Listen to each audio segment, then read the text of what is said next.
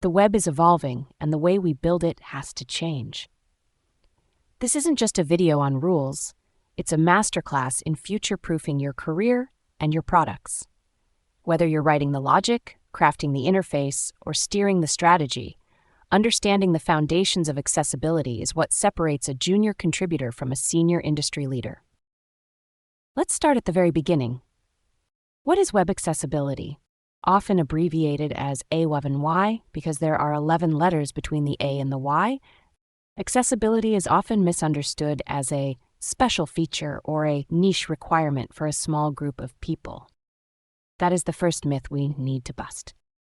Accessibility is the practice of making your websites and digital tools usable by everyone, regardless of their physical or cognitive abilities. It's about ensuring that a person who is blind can buy groceries online, a person with motor disabilities can fill out a job application, and a person in a noisy train can understand a news clip via captions. When we talk about accessibility, we aren't talking about extra work, we are talking about quality. An inaccessible website is quite simply a broken website. To navigate the complexities of accessibility, the World Wide Web Consortium, W3C, established the POUR framework. These 4 principles serve as the foundational golden rules for building an inclusive internet. P is for perceivable. Information and UI components must be presentable to users in ways they can perceive. This means it can't be invisible to all their senses.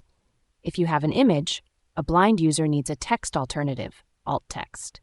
If you have audio, a deaf user needs captions. O is for operable. The interface cannot require interactions that a user cannot perform.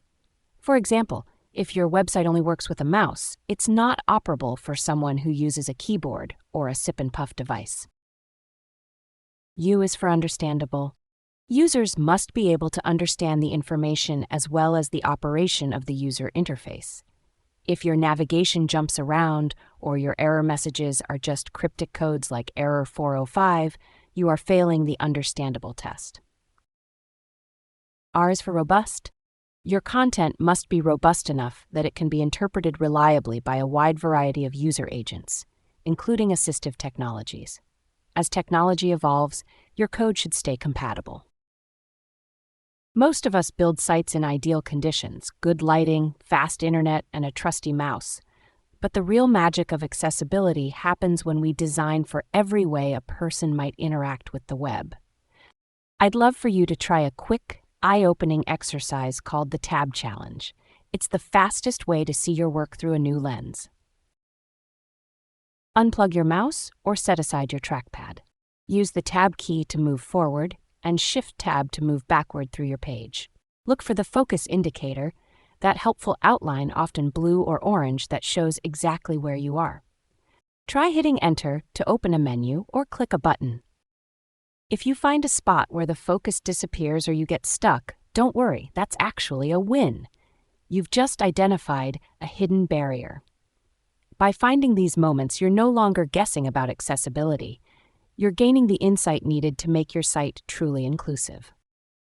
But before we fix the code, we have to fix our mindset. To truly build for everyone, we have to understand why we view disability the way we do.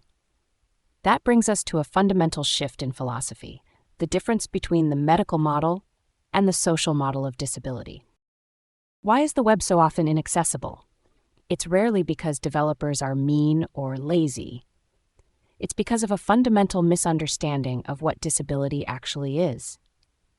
In the world of design and civil rights, there are 2 competing ways to look at this: the medical model and the social model. The medical model, disability as a defect. For most of the 20th century, the medical model was the only game in town. This model views disability as a physical or mental defect residing within the individual. In this view, the person is broken and needs to be fixed or cured by doctors to fit into society. When we apply this to the web, the burden is on the user. If you can't see the screen, the medical model says, "That's your problem. You need to find a way to adapt to our website." It's an exclusionary perspective that treats accessibility as a charity or a special favor. The social model, disability as a mismatch. But in the 1970s and 80s, disability advocates flipped the script with the social model. This is the foundation of modern inclusive design. The social model argues that people are disabled by barriers in society, not by their bodies. A person who uses a wheelchair isn't disabled by their legs. They are disabled by a building that only has stairs. A person who is blind isn't disabled by their lack of sight. They are disabled by a website that only provides information through visual icons without text labels. As a creator, this is empowering. It means that disability is a design problem. It is a mismatch between a person's abilities and the environment you've built. If you change the environment, if you add the ramp or the alt text, the disability, the barrier to interaction, disappears. When you sit down to code or design, you are an architect. You are deciding where the doors go and how wide they are. If you use a font size of 10 pixels, you are building a wall for anyone over the age of 50. If you make your Buy Now button only trigger on a mouse hover, you are locking the door for anyone who uses a head pointer or a keyboard. We also need to be careful with our language. Person-first language, a person who has autism. This emphasizes the person before the disability. Identity-first language, an autistic person. Many communities, particularly the deaf and autistic communities, prefer this because they see their disability as a core, proud part of their identity. The rule of thumb? Respect the individual. When in doubt, person first is a safe starting point, but always listen to how a community describes itself. So, if disability is a mismatch between a person and their environment, does that mean accessibility only matters to people with permanent conditions? Actually, no. It turns out that when you design for the social model, you end up helping everyone, including yourself, on a bad day. Let's talk about the curb-cut effect and the situational persona spectrum. One of the biggest hurdles in getting companies to care about accessibility is the them versus us mentality. People think, I don't have a disability and most of my customers don't either. But accessibility isn't a binary, it's a spectrum. Microsoft's inclusive design team popularized a framework called the persona spectrum, and it changes everything. Let's look at 3 different people. Permanent, someone born with one arm. Temporary, someone who has their arm in a cast for 6 weeks after a skiing accident. Situational, a parent holding a squirming newborn in one arm while trying to order food on their phone. All 3 of these people are one-handed users. If you design your app so it can be navigated comfortably with one thumb, you aren't just helping the person with a permanent disability, you're helping the injured athlete and the exhausted parent. This applies to every sense. Hearing, a person who is deaf, permanent, a person with an ear infection, temporary, and a bartender working in a loud, crowded club, situational. All 3 need captions. Vision, a person who is blind, permanent, someone who lost their glasses, temporary, and a driver dealing with glare on their dashboard screen, situational. All 3 need high contrast. The curb-cut effect. When we solve for the person with the most significant barriers, we accidentally make life better for everyone else. This is called the curb-cut effect. In the 1970s, disability activists fought to have ramps cut into concrete curbs so wheelchairs could cross the street. Once they were installed, something interesting happened. Who used the ramps? People pushing strollers, travelers pulling rolling suitcases, delivery workers with heavy dollies, kids on skateboards. The curb cut is the ultimate proof that accessibility is not a zero-sum game. Making a site accessible for a blind user by using clear headings makes it easier for a distracted office worker to skim the page. Everyone wins. The innovation engine. If you still think accessibility is limiting or clunky, I want you to look at the history of the tech in your pocket. Accessibility isn't a hindrance to innovation. It is the primary fuel for it. The remote control, originally called Lazy Bones, it was refined and marketed as a way for people with limited mobility to change channels without getting up.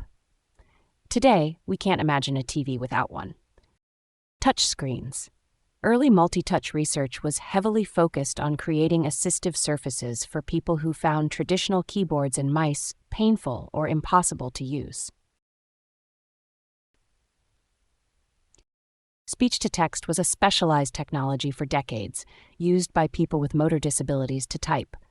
Now it's how we set timers, send texts while driving, and run our smart homes.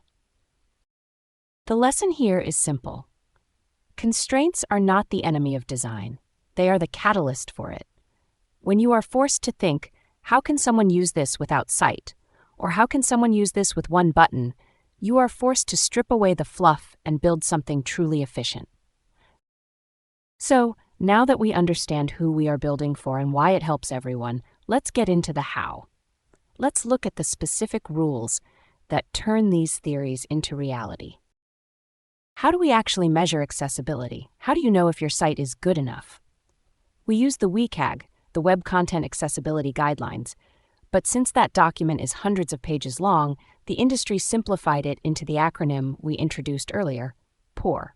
Let's do a deep dive. Let's treat these as your 4 foundational tests. If your site doesn't pass all 4, it's not finished. Perceivable, can I see or hear it?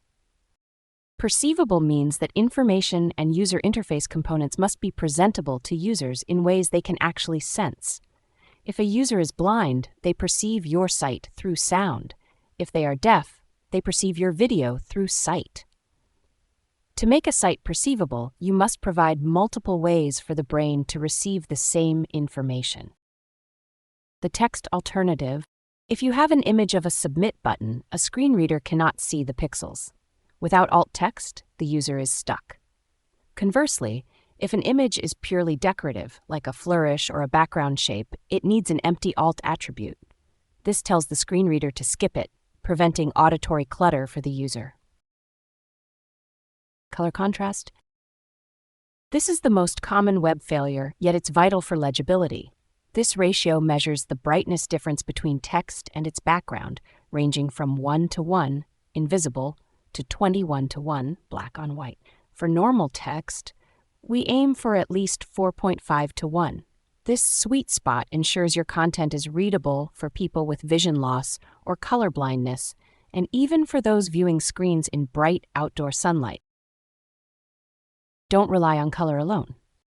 If you only use a red border to indicate a form error, a colorblind user might see no difference at all. To be truly perceivable, information must be multimodal. Always include an icon like an exclamation mark or a clear text label alongside the color to ensure the message is received regardless of how it is seen. Operable, can I navigate it? Operable means users must be able to physically interact with your interface. It cannot require actions a person is incapable of performing.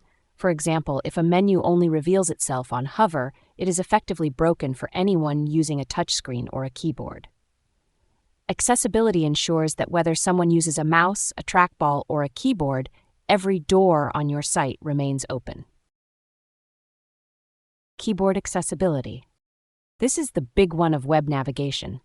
For many users with motor disabilities, a mouse is too imprecise or impossible to use. Every link, button, and form field must be reachable using only the tab key and activatable with Enter or space. If a user can't tab to it, it doesn't exist for them.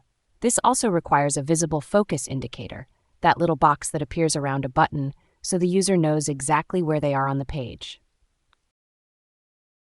No keyboard traps.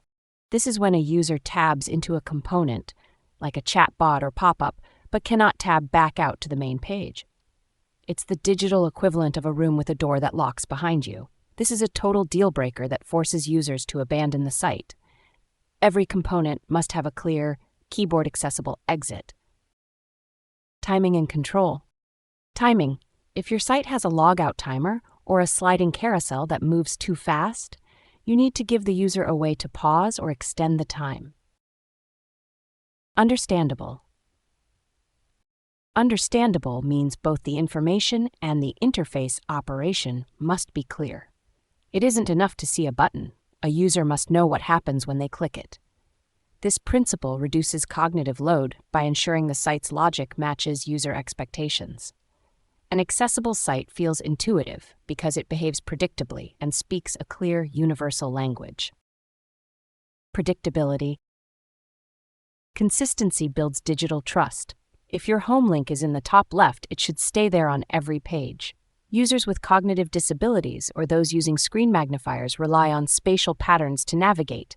Shifting menus unexpectedly forces users to relearn your site on every page, which is both exhausting and exclusionary. Input assistance. Few things are more frustrating than a form that clears your data after one mistake. An understandable site provides proactive guidance. When an error occurs, it identifies the specific field and explains how to fix it, e.g., enter a valid email address. This transforms a stressful failure into a guided success. Plain language. Avoid complex jargon. A good rule of thumb is the middle school test. If a 12-year-old would struggle with your instructions, you may be excluding people with cognitive disabilities or those reading in a second language. Clear language ensures your message reaches the widest audience without frustration. Robust, will it work tomorrow? This is about long-term compatibility. An accessible site should function perfectly on a brand new smartphone while remaining fully usable on a screen reader that hasn't been updated in years. This principle ensures that as technology evolves, your content doesn't break for the people who rely on assistive tools the most. HTML. The simplest way to ensure robustness is to use HTML tags for their intended purpose. Use button for actions and A for navigation. While you can technically reinvent the wheel using div tags and complex JavaScript, native elements come with built-in keyboard support and accessibility features that custom solutions often lack. Don't build from scratch when the foundation is already provided for you. Clean code. Valid code isn't just for neat freaks. It's a requirement for assistive technology.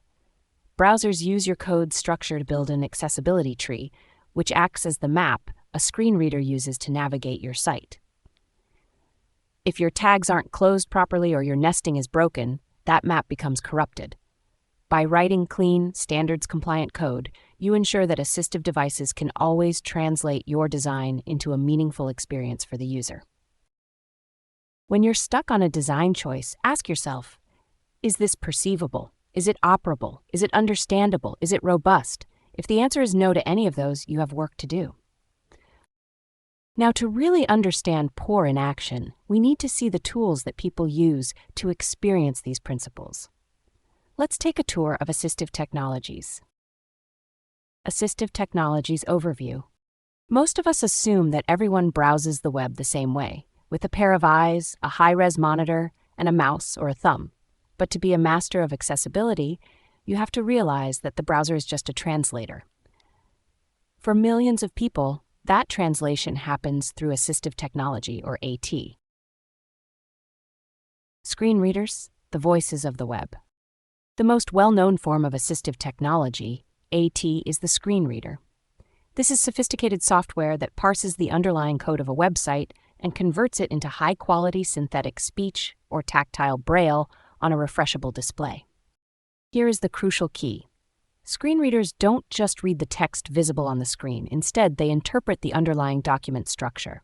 They tell the user things like heading level 1, link, or list 5 items. This is why using the correct semantic HTML tags is so critical for modern web developers. If you use big bold text instead of a real H1 tag, the screen reader user loses their ability to jump between sections. By following proper standards, developers ensure that information is organized and easy to navigate for everyone. Ultimately, accessible design creates a superior experience for every visitor. Beyond sight refreshable braille displays. For deaf-blind users or those preferring tactile reading over audio, refreshable braille displays are essential. These mechanical devices connect via USB or Bluetooth to render screen reader output into physical braille in real time. Unlike static print, these displays feature cells with pins that rise and fall. As a user navigates, the pins instantly refresh to represent text, links, and structural elements. While primarily output devices, many modern models also serve as versatile input tools. Featuring Perkins-style keyboards and navigation keys, they allow users to type, execute commands, and control software directly. This two-way communication is vital for digital inclusivity, enabling users to verify formatting and navigate the web with the same granular agency as a sighted reader. Alternative input devices. Switch access. Switch access is a vital accessibility feature designed for individuals with significant motor impairments. Instead of using a mouse or keyboard, navigation is controlled through one or more buttons, switches, that can be activated by any part of the body with reliable movement, such as a hand, foot, or even a head tilt. The process typically relies on scanning, where the computer automatically highlights interactive items like icons or links, one by one. When the desired item is highlighted, the user clicks by hitting their switch. Sip and puff systems. For individuals with high-level spinal cord injuries or severe mobility limitations, the sip and puff system provides a sophisticated way to operate computers in wheelchairs without using hands or voice. The interface consists of a plastic tube, similar to a drinking straw, connected to a pressure-sensitive switch that translates breath into specific digital commands. By combining 4 distinct inputs, hard sips, hard puffs, and soft puffs, users can perform complex actions with remarkable precision. For example, a soft puff might move a cursor through a menu, while a hard puff executes a left click or enter command. When paired with on-screen keyboards and specialized software, these systems offer a high degree of independence, allowing users to browse the web, write documents, and control their environment entirely hands-free. Eye tracking. For users with severe mobility limitations, eye tracking turns a person's gaze into a mouse pointer. Specialized cameras and infrared sensors track pupil movement to determine exactly where a user is looking on the screen. Interaction is typically achieved through dwelling. Instead of clicking, the user focuses on an icon for a set duration. A visual timer often appears, triggering a click once the time expires. This allows for fluid, hands-free navigation of complex digital interfaces. For these users, clickable area is everything. If your X to close a pop-up is only 10 pixels wide, it might take an eye-tracking user 30 seconds of intense focus just to hit that target. The 400% zoom challenge. Finally, let's talk about screen magnifiers. Many users with low vision don't use screen readers. They just zoom in, a lot. WCAG guidelines require that a site remain functional at 400% zoom. When you zoom in that far, your desktop layout usually shifts to a mobile-like responsive layout. If your code is fixed width, the user will have to scroll left and right for every single line of text. It's exhausting. You don't need to be an expert in every one of these devices, you just need to respect them. If you follow the POUR principles and use semantic HTML, you are automatically making your site compatible with all of them. How does a screen reader actually talk to a website? Think of it this way. Your browser creates a hidden translator that sits between the website's code and the user. This middleman is called the accessibility tree. Understanding how this invisible layer, the accessibility tree, works is the superpower that separates people who just build websites from those who build truly inclusive digital experiences. It's the difference between a site that merely looks good and one that actually works for everyone. If you build or manage websites, you probably know the DOM, which stands for the Document Object Model. Think of the DOM as the technical skeleton of a page, a programming interface that represents the HTML document as a branching tree of objects that scripts can manipulate. It is your visual blueprint, defining exactly how the site looks and functions for the average user. But behind that skeleton lies a shadow version created by the browser, the accessibility tree. While the DOM tracks every div, span, and script, the accessibility tree strips away the visual styling and layout logic to focus on what matters for assistive technology: names, roles, and states.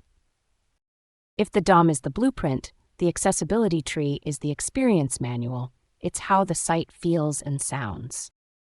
This distinction is critical because assistive technologies like screen readers rarely look at your actual code. Instead, they rely entirely on this hidden tree. If an element is improperly coded and missing from this layer, it simply doesn't exist for a user who is blind or low vision.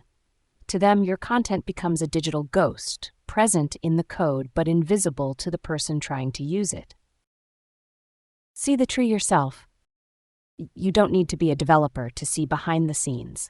To observe this in action, right-click any web page, select Inspect, and locate the Accessibility tab. There you can see exactly what the browser is communicating about your site. For any element to be useful in the accessibility tree, it must answer 4 simple questions. Without these, the user is left guessing. Role: what is it? E.g., is this a button, a checkbox, or a heading? Name: what is it called? E.g., is this the Submit button or the Cancel button? State: what is it doing? E.g., is this menu open or closed? Is this checkbox checked? Value: how much? E.g., is the volume at 10% or 80%? Most of the time, the name is pulled automatically from the text you see on the screen. For example, a button that says Save is labeled Save in the tree. While icon-only buttons offer a sleek aesthetic, they often create a digital dead end because the accessibility tree sees them as nameless, functionless objects, leaving screen reader users with a mystery click. To bridge this gap and transform a silent graphic into a clear command, you must integrate descriptive labels using specific HTML attributes. Use the Alt attribute exclusively for standard image tags to provide a textual name, whereas ARIA label should be applied to the parent button or A element when utilizing inline SVGs or icon fonts. By ensuring every icon is paired with the correct attribute, you turn a potential navigation barrier into a functional Save Settings command, ensuring all users can navigate your interface effectively. Understanding the accessibility tree turns you from someone who hopes their site works into someone who knows it works. But accessibility isn't just a design preference or a nice-to-have. In 2026, it is a global legal requirement. Next, we'll explore the laws reshaping the digital landscape, from Europe to the US and beyond, and why compliance is the new standard for every digital professional. Governments around the world have realized that if the internet is the modern town square, then being barred from a website is no different than being barred from a physical courtroom or a public school. In the United States, the primary driver is the ADA, Americans with Disabilities Act, Title III. While the ADA was written in 1990, long before the modern web, the Department of Justice and the courts have consistently ruled that places of public accommodation include websites. There are thousands of lawsuits filed every year against small and large businesses alike. Section 508. This specifically applies to any agency receiving federal funding. If you want to sell software to the U.S. government, your product must meet WCAG 2.1 or 2.2 standards. It's not a suggestion, it's a procurement requirement. The European Accessibility Act, EAA, 2025-2026. The biggest shift in the legal world happened very recently. The European Accessibility Act, EAA, reached its full enforcement deadline in June 2025. It applies to any product or service sold within the EU. It covers e-commerce, banking, e-books, and even transport services. The stick, the EAA allows for heavy fines and can even force you to withdraw non-compliant products from the market. Other countries are leading the charge too. Canada, the AODA Accessibility for Ontarians with Disabilities Act, has some of the strictest reporting requirements in the world. International standard, almost all of these laws point to one document, the WCAG, Web Content Accessibility Guidelines. Usually the sweet spot for legal safety is 2.1 level AA. Lawsuits are a trailing indicator, proof that you've already failed your users. By the time a company is sued for an inaccessible website, the legal fees often cost 10 times more than a proactive fix would have during development. In 2026, the real danger isn't a court date, it's the court of public opinion. Gen Z and Gen Alpha are hypersensitive to social responsibility, And if your brand is labeled exclusive or unwelcoming to the disabled community, you lose far more than a settlement. You lose your reputation. So if the law is the stick, what is the carrot? Beyond avoiding fines, there is a massive trillion-dollar business case for building accessible products. Let's look at the ROI of accessibility to the secret ways it boosts your SEO. When you talk to a CEO or a CFO, they might agree that accessibility is the right thing to do. But in a world of limited budgets and tight deadlines, the right thing often gets pushed to the bottom of the backlog. To get accessibility prioritized, you have to speak the language of business. Return on investment, ROI. Accessibility isn't a cost center, it's a revenue generator. Let's talk about market share. The global disability market is often referred to as the purple dollar or the purple pound. The numbers. There are over 1.3 billion people with disabilities worldwide. When you include their families and friends who prefer to spend money at businesses that are inclusive, we are talking about a market with $13 trillion in disposable income. The loyalty factor. People with disabilities are often the most loyal customers you will ever have. Why? Because when they find a banking app or a clothing site that actually works with their assistive tools, they aren't going to risk switching to a competitor that might be a digital dead end. The SEO synergy, Google is a blind user. This is the secret weapon for marketing teams. Think about how a search engine works. Google's spiders crawl your site to understand what it's about. Google's bot cannot see your beautiful hero image. It reads the alt text. It doesn't know which text is important because it's big and red. It knows it's important because you used an H1 tag. Proper structure is the bridge between accessibility and SEO. By using a clean heading hierarchy, you help Google index your site more accurately than any keyword hack ever could. It's a win-win. Things like cumulative layout shift aren't just technical penalties from Google. They are major barriers for users with motor disabilities.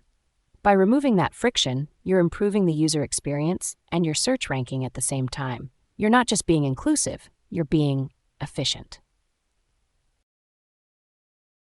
Reducing technical debt. There is a saying in the industry, accessibility first is cheaper than accessibility later. If you build a feature and wait 6 months to make it accessible, you have to reopen the code, retest the logic, potentially break the UI to fix the structure. Studies show that retrofitting accessibility costs up to 10 times more than including it in the initial design phase. By following semantic standards from day one, you write cleaner, more maintainable code that has a much longer shelf life. So, accessibility makes sense for your soul, it makes sense for the law, and it makes sense for your wallet. But how do we bridge the gap between making things work and making things great? In the final stretch, we're going to look at the difference between universal design and inclusive design, and how to spot the traps that even pros fall into. We need to clarify two terms that are often used interchangeably but have very different philosophies: universal design and inclusive design. Universal design, the one solution approach. Universal design comes from the world of architecture. Its goal is to create one single solution that works for everyone, as far as possible, without any need for adaptation. The digital example: a website with high-contrast text, large buttons, and a simple layout. This is universal because it's one interface that a person with low vision, a person with a broken arm, and a senior citizen can all use simultaneously without changing a single setting. The goal isn't to build a separate but equal version of your site. It's to create one single, high-quality experience that works beautifully for everyone, regardless of how they navigate it. Inclusive design, the diverse solutions methodology. Inclusive design, however, is a methodology. It's a process, not just a result. It recognizes that one size fits all often ends up fitting no one perfectly. Instead of searching for one magic solution, inclusive design asks, who are we unintentionally excluding right now? It deliberately looks for the people at the edges, the outliers, who are often ignored by standard design processes. The digital example, instead of just one interface, an inclusive app might offer choice. It provides a light mode for some, a dark mode for others, a voice interface for those who can't type, and a simplified view for those with cognitive disabilities. The exclusion audit. So how do you put this into practice? You perform an exclusion audit. In a traditional audit, you look at what you have. In an exclusion audit, you look at who isn't there. You look at your analytics. Why are users from countries with slower internet speeds dropping off? You're excluding them with heavy code. You look at your forms. Why can't someone with a non-Western name fill out your last name field? You're excluding them with your validation logic. Universal design is the foundation, the ramp that everyone uses. Inclusive design is the growth, the constant questioning of who else needs a different way in. When you combine both, you don't just create a compliant product. You create a product that feels like it was made specifically for the person using it. To wrap up, we're going to bust the 3 biggest myths that hold accessibility back and do a final recap. Myth number 1, accessible sites are ugly and boring. This is the most common excuse from designers. They think accessibility means 1990s-style plain text and no images. The truth, accessibility doesn't limit your palette, it refines your choices. Some of the most beautiful award-winning sites in 2026, from major luxury brands to government portals like gov.uk, are fully accessible. Good design is invisible. High contrast doesn't mean clashing colors, it means polished and legible. If a site is ugly, that's a design failure, not an accessibility requirement. Accessibility is about structure, not a lack of style. Myth number 2, I can just use an AI overlay to fix my site instantly. Those little blue widgets in the corner of websites, they promise that one line of code will make you 100% compliant. The truth, these are often just band-aids. In 2026, the consensus among experts and users is clear.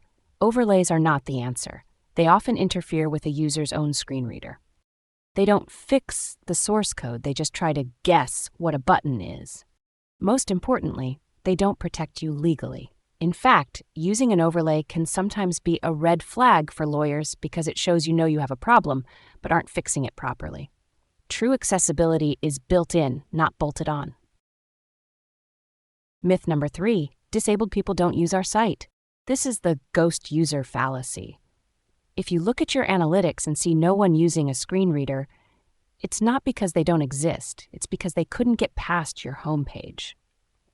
The truth, 1 in 5 people has some form of disability. If you have 1,000 visitors a day, 200 of them likely have an accessibility need. If you think they aren't there, you're confusing no users with excluded users. We've covered an incredible amount of ground today. We defined accessibility as 0 barriers. We shifted from the medical model to the social model. Disability is a mismatch, not a defect. We learned the 4 pillars: perceivable, operable, understandable, robust. We saw how assistive tech and the accessibility tree work together. And we looked at the massive ROI and the global laws like the EAA, making this a non-negotiable in 2026. Accessibility isn't a project you finish. It's a lens through which you view every piece of content you create. By reaching the end of this video, you are already ahead of 90% of the creators on the web. If you found this helpful and want to build a web that actually belongs to everyone, hit the like button and subscribe. Thanks for watching.